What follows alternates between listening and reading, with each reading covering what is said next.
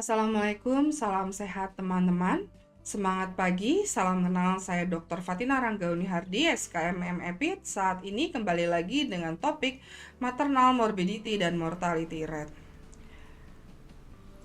Untuk tujuan pada topik ini adalah mahasiswa mampu memahami konsep kematian dan kesehatan dan kesakitan ibu, lalu juga menjelaskan indikator epidemiologi maternal, menganalisis determinan kematian ibu, dan memahami strategi intervensi dan kebijakan.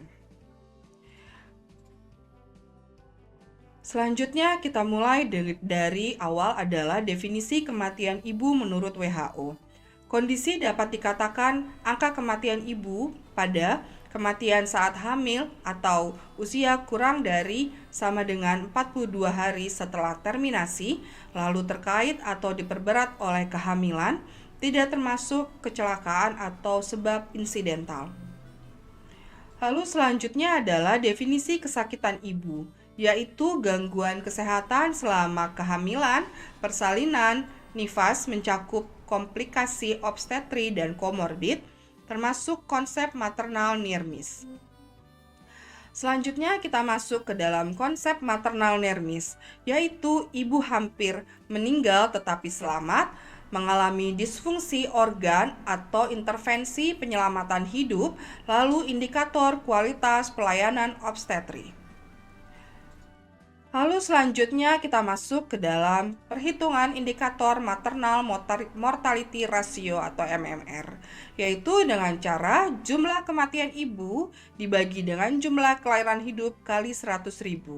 Ini digunakan untuk menggambarkan resiko obstetri dan indikator utama dalam pembangunan kesehatan.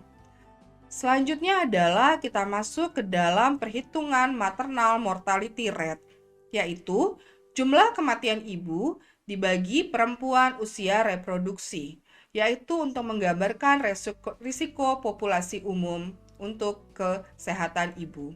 Selanjutnya adalah lifetime risk of maternal death, yaitu probabilitas meninggal akibat sebab maternal yang dipengaruhi oleh fertilitas dan kualitas layanan kesehatan.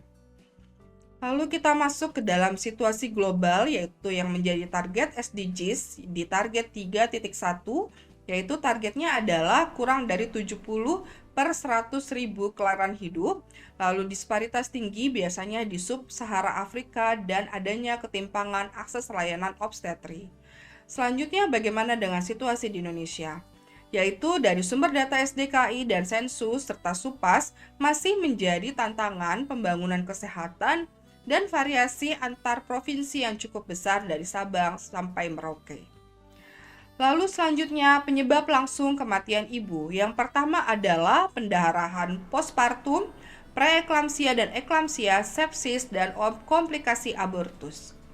Selanjutnya adalah penyebab tidak langsung meliputi anemia, penyakit jantung, diabetes dan komorbid lainnya.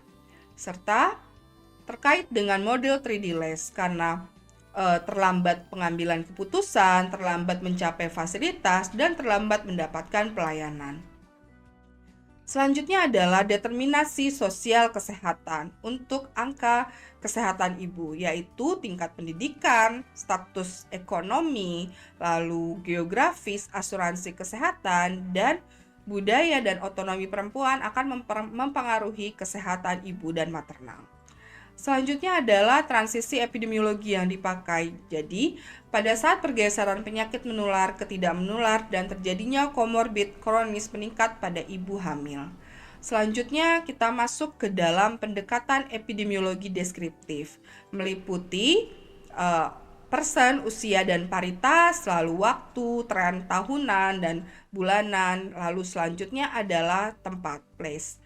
Lalu selanjutnya adalah pendekatan epidemiologi analitik yang dipakai untuk maternal itu yaitu cohort, case control, multilevel analysis, dan survival analysis untuk kelangsungan hidup dari maternal. Selanjutnya adalah indikator dari angka kesakitan ibu, yaitu terkait dengan prevalensi anemia, komplikasi persalinan, cakupan ANC, dan persalinan oleh tenaga kesehatan. Lalu selanjutnya berikut adalah sistem rujukan maternal dengan koordinasi antar fasilitas di fasilitas tingkat primer dan rujukan, lalu ambulans dan transportasi, serta program di puskesmas. Selanjutnya adalah peran jaminan kesehatan nasional, yaitu untuk meningkatkan akses layanan maternal, mengurangi hambatan finansial, dan meningkatkan utilisasi ANC dan persalinan di fasilitas.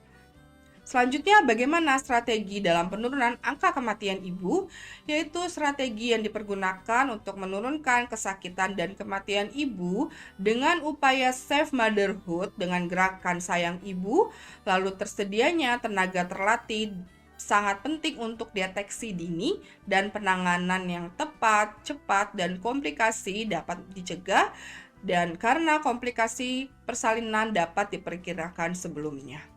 Selanjutnya adalah peran sektor tenaga kesehatan pada morbiditas dan mortalitas ibu adalah untuk konseling dan edukasi dan pelayanan KB yang berfokus pada klien, termasuk pria dan remaja juga. Lalu konseling juga kontrasepsi dan asuhan keguguran, lalu asuhan antenatal dan postnatal, dan tersedianya tenaga kesehatan terlatih pada setiap persalinan. Selanjutnya, terkait dengan angka kematian ibu dan kesehatan maternal, kita perlu menjelaskan juga soal audit maternal perinatal. Ini digunakan untuk identifikasi faktor penyebab kematian, perbaikan mutu layanan kesehatan, serta analisis berbasis data. Analisis berbasis data yaitu terkait dengan big data kesehatan, registrasi kematian, dan pemanfaatan survei nasional seperti survei SDKI, Riskesdas, dan survei kesehatan Indonesia. Selanjutnya, tantangan utama yaitu adalah ketimpangan wilayah dari Sabang sampai Merauke yang masih permasalahan, lalu juga kualitas layanan yang belum merata dari layanan primer dan sampai layanan rujukan di seluruh Indonesia di 514 kabupaten kota dan 34 provinsi, lalu juga keterbatasan tenaga spesialis. Lalu selanjutnya, bagaimana arah kebijakan untuk menurunkan angka kematian ibu dan bagaimana peningkatan kesehatan maternal, yaitu dengan penguatan layanan primer, integrasi rujukan, dan pendekatan berbasis resiko. Kita sampai pada akhir, yaitu kesimpulan pada topik ini, yaitu angka kematian ibu adalah indikator pembangunan, lalu memerlukan pendekatan sistemik dan multidisiplin, serta epidemiologi menjadi dasar intervensi berbasis bukti. Terima kasih semuanya, kita kembali ke kelas untuk diskusi selanjutnya. Terima kasih, salam sehat.